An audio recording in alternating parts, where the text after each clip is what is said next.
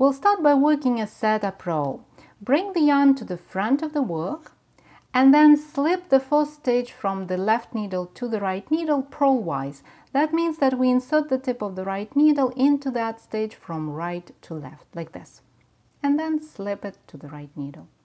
Now make a yarn over. Bring the yarn to the front of the needle and then to the back of it.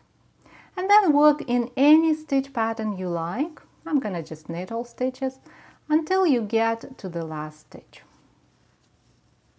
Then you knit the last stitch, just like this. That was the setup row. Now turn your work and we'll work the pattern row, and this is the row that we're gonna repeat on and on and on in every row as long as we work on this project.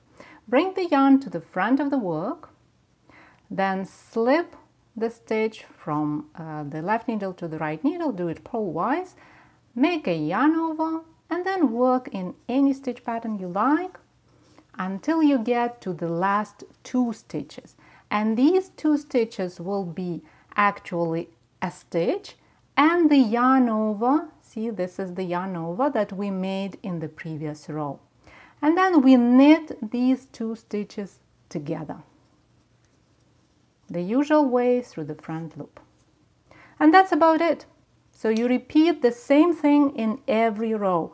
Bring the yarn to the front of the work, slip the stitch, make a yarn over, and if you want to make it faster, if you want to streamline the process, then as you insert the tip of the right needle into the stitch, push it a bit further so that it catches the strand. So when you slip the stitch off the left needle, then the strand will turn into a yarn over almost automatically. And then work in any stitch pattern until you get to the last 2 stitches. Knit these last 2 stitches together.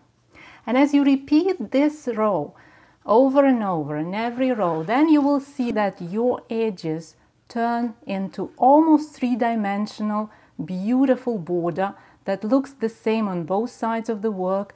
And as you see, the swatch is worked in 4 different stitch patterns, and this lovely border looks great with all of them. The full tutorial about this amazing technique is at 10rowsaday.com/brioche salvages. Have a wonderful week, my friend. I'll talk to you in the next tutorial.